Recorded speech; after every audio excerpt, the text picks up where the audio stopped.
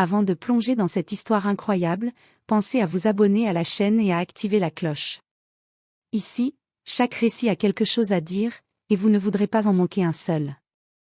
Dans la vaste salle d'audience du tribunal de Manhattan, l'air était chargé de formalisme et de tension. Les grandes fenêtres laissaient entrer une lumière froide qui illuminait les murs ornés de boiseries et les bancs en chêne poli, où le public s'était installé pour assister à l'audience. Parmi eux, quelques journalistes prenaient des notes, curieux de suivre un procès qu'ils pensaient banal. Au centre de la scène, debout près du bureau du juge, se trouvait Marcus, un jeune homme noir d'accent grave peine 24 ans. Son costume sombre était simple, presque austère, et sa cravate légèrement de travers trahissait un manque d'expérience apparente. Il serrait un dossier contre lui, et chacun de ses mouvements trahissait un mélange de concentration et de calme surprenant. Le juge Richard Thornton, un homme blanc d'une cinquantaine d'années au regard perçant et au ton condescendant, l'observait avec un sourire moqueur. « Monsieur, vous êtes sûr de vouloir plaider vous-même » lança-t-il d'une voix qui oscillait entre amusement et dédain. Ses yeux brillaient de cette arrogance propre à ceux qui ont toujours l'impression que leur expérience leur donne tous les droits. Marcus leva les yeux, calmement, et répondit « Oui, votre honneur ». Sa voix était claire, posée, et trahissait une confiance en lui qui fit légèrement frémir l'air autour de lui. Mais Thornton ne se laissa pas démonter. Il était convaincu qu'un jeune homme à l'allure aussi modeste allait s'en mêler dans ses mots, et il anticipait déjà la satisfaction de le ridiculiser devant tout le tribunal. Les murmures du public se firent entendre, certains spectateurs intrigués par l'assurance tranquille de Marcus, d'autres sceptiques. Les avocats présents, habitués à des plaidoiries plus théâtrales, observaient en silence, certains avec un intérêt discret, d'autres avec un sourire de défi. Le juge s'approcha, légèrement penché, et lança d'un ton sarcastique « Vous avez l'air prêt. Mais savez-vous vraiment ce que vous faites ?» Marcus ne fléchit pas. Il planta ses yeux dans ceux du juge et répondit avec calme « L'expérience n'est pas toujours visible. Parfois, elle se cache derrière l'apparence. » Un silence glacial tomba dans la salle. Les murmures s'éteignirent. Même le juge sentit un frisson d'inquiétude qu'il tenta de masquer derrière un sourire forcé. Ce qu'il ignorait, c'était que Marcus n'était pas un étudiant naïf comme il l'imaginait. C'était un brillant avocat, déjà célèbre dans les affaires les plus complexes de la ville, qui avait choisi de se présenter sous cette apparence pour tester les préjugés du système et observer la justice dans sa forme la plus pure. Ce prologue pose le décor, l'atmosphère et le conflit central, un jeune homme sous-estimé par le juge, mais qui cache un talent immense et une intelligence redoutable. Il prépare le lecteur à la confrontation imminente, avec une tension croissante et un retournement de situation à venir. La salle d'audience semblait retenir son souffle. Chaque mouvement du jeune Marcus était observé avec attention, comme si le moindre faux pas pouvait confirmer le préjugé du juge Thornton. Mais Marcus, calme et concentré, ne montrait aucun signe de nervosité. Thornton se redressa sur son siège, croisa les bras et lança, d'un ton moqueur. « Très bien. Monsieur Hay, vous êtes donc ici pour défendre votre client, sans l'aide d'un avocat expérimenté ?» Un léger rire s'échappa de sa bouche, un rire qui trahissait à la fois son amusement et son mépris. Les spectateurs échangèrent des regards intrigués, certains esquissant un sourire gêné pour ne pas encourager l'humiliation. Marcus posa son dossier sur la table et répondit avec une voix ferme et posée. « Votre honneur, chaque personne mérite une défense claire et rigoureuse. L'expérience ne se mesure pas uniquement à l'âge ou à la longueur d'une carrière. » Le juge Thornton fronça les sourcils. Il ne s'attendait pas à une telle assurance. Il avait l'habitude que les jeunes plaideurs bafouillent ou rougissent sous le poids du tribunal. Mais Marcus ne montrait aucun signe de doute. « Très bien. » lança Thornton, toujours sarcastique. « Commençons alors. Pouvez-vous expliquer au tribunal comment vous comptez convaincre que votre client n'est pas responsable, malgré les preuves accablantes ?» Marcus ouvrit son dossier et sortit un document méticuleusement préparé. « Votre honneur, les preuves doivent être interprétées avec prudence. Ce que vous considérez comme des indices accablants ne sont que des observations superficielles. Si l'on analyse les faits de manière objective, on découvre que la responsabilité de mon client n'est pas démontrée au-delà de tout doute raisonnable. » Un murmure parcourut la salle. Les assistants du juge se penchèrent les uns vers les autres, surpris par la clarté et la précision des propos de Marcus. Même quelques avocats expérimentés présents dans la salle échangèrent des regards admiratifs. Thornton, irrité par la maîtrise de son jeune adversaire, tenta de le piéger. Intéressant, mais pouvez-vous citer des précédents légaux qui justifient une telle interprétation des faits? Marcus leva légèrement un sourcil et répondit avec un calme implacable. Bien sûr, votre honneur. Dans l'affaire Harrison vs. New York, la Cour a jugé que l'apparence des preuves ne suffisait pas pour établir la culpabilité. De plus, il détailla plusieurs précédents complexes, citant articles et jurisprudence avec une aisance qui fit taire le murmure général. Le juge Thornton pâlit légèrement. Il venait de réaliser qu'il avait sous-estimé le jeune homme. Dans le public, les regards commencèrent à changer.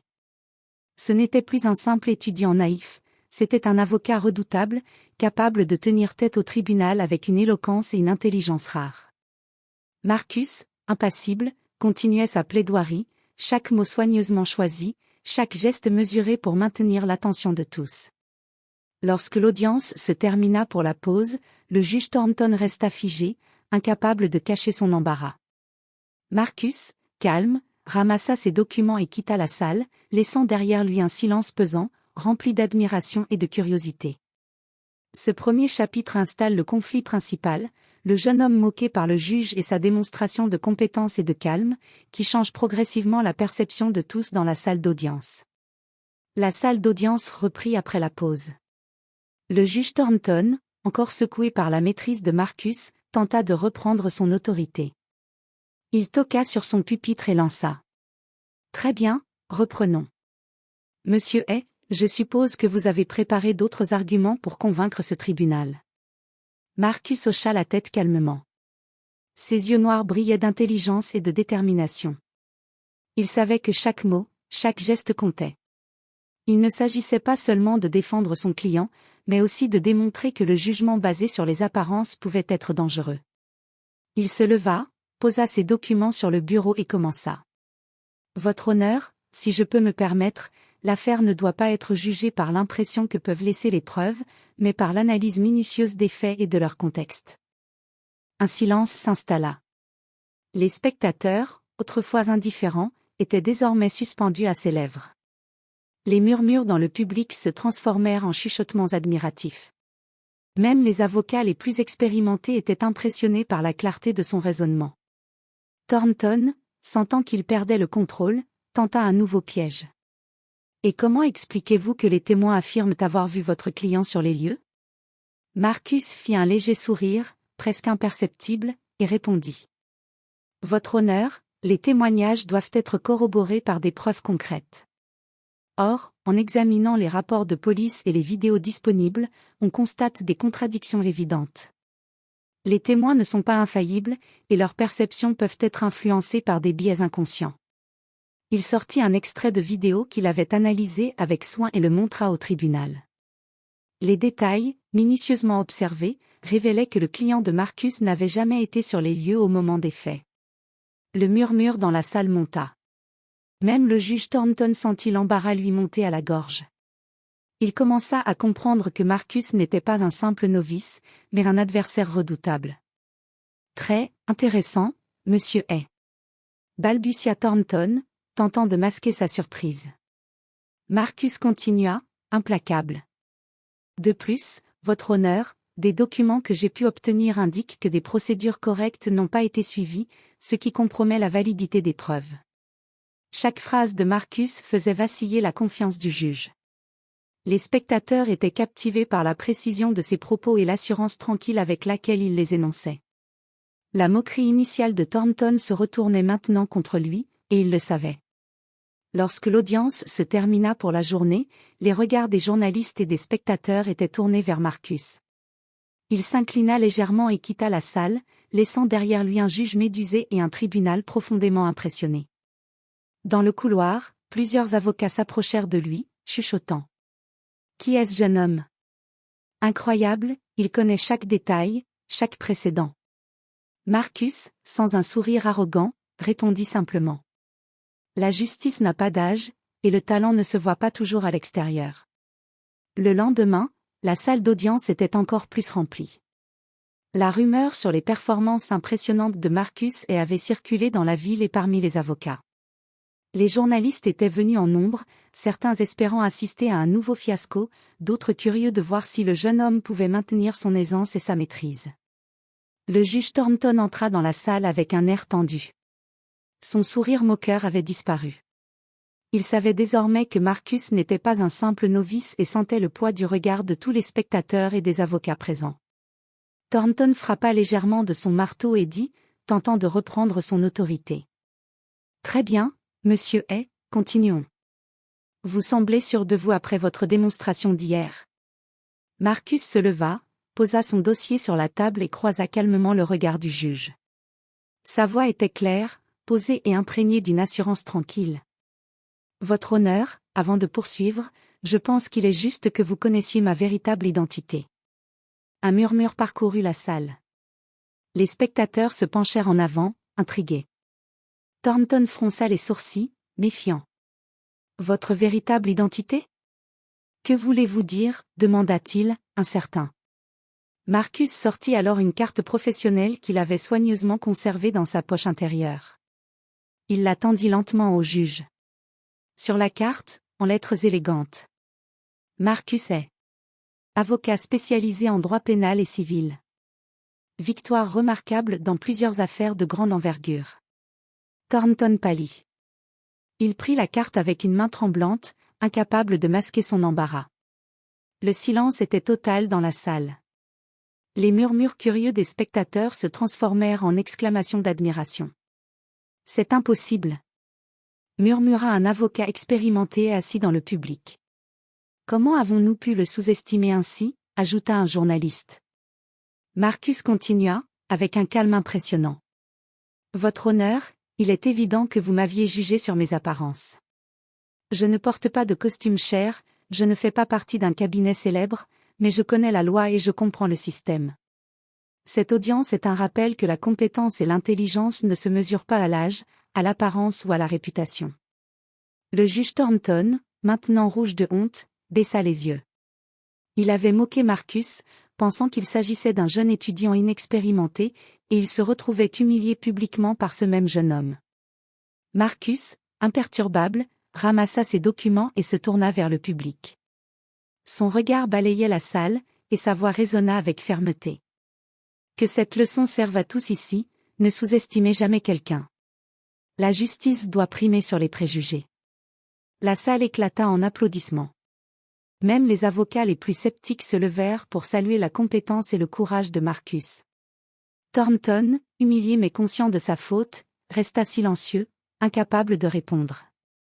Ce chapitre marque le retournement central de l'histoire. Marcus révèle sa véritable identité et transforme la moquerie du juge en une leçon d'humilité et de justice, tout en gagnant le respect de tous ceux présents. L'audience reprit immédiatement après la révélation de Marcus.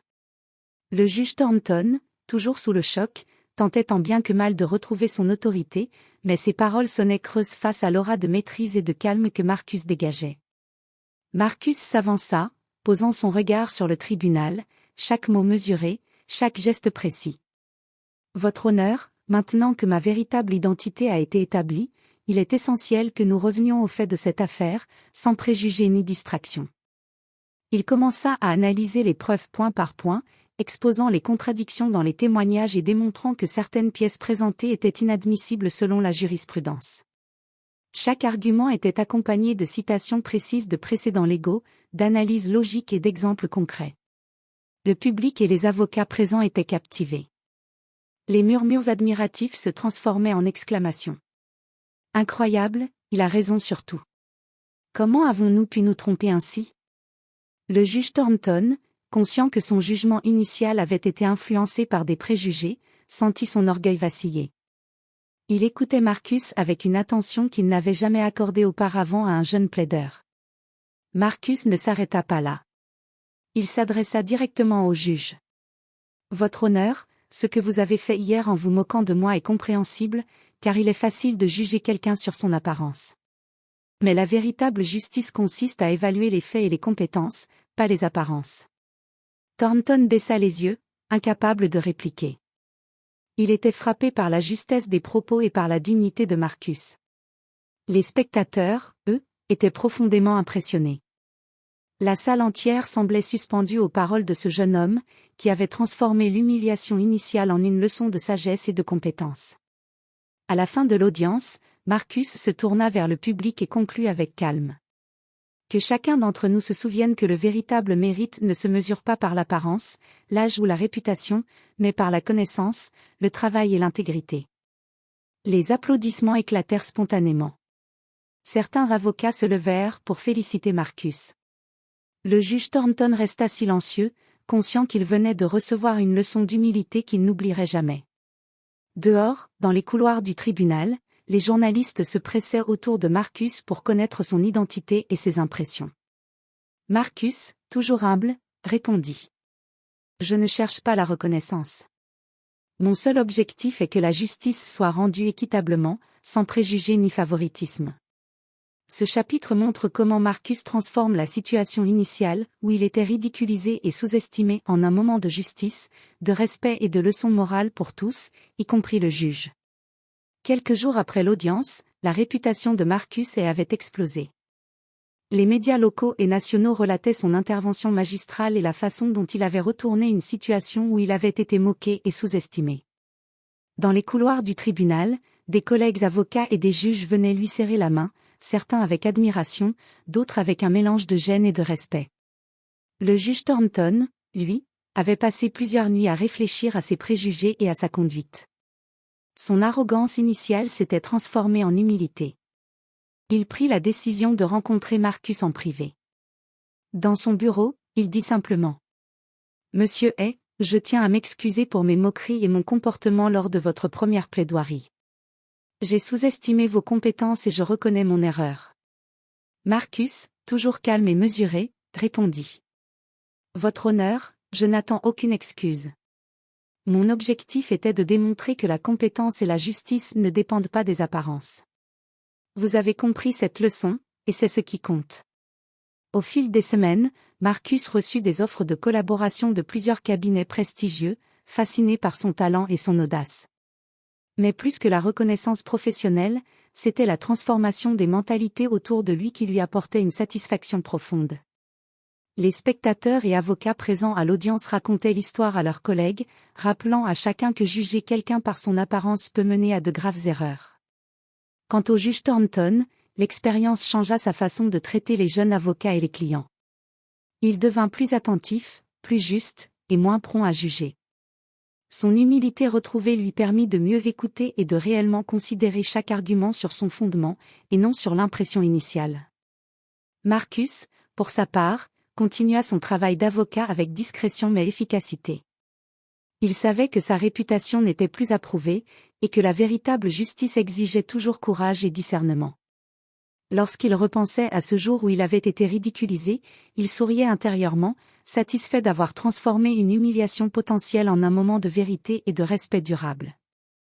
L'histoire de Marcus resta dans les mémoires du tribunal comme un exemple de compétence, de courage et de justice, rappelant à tous que le talent et l'intégrité peuvent se cacher derrière les apparences les plus modestes.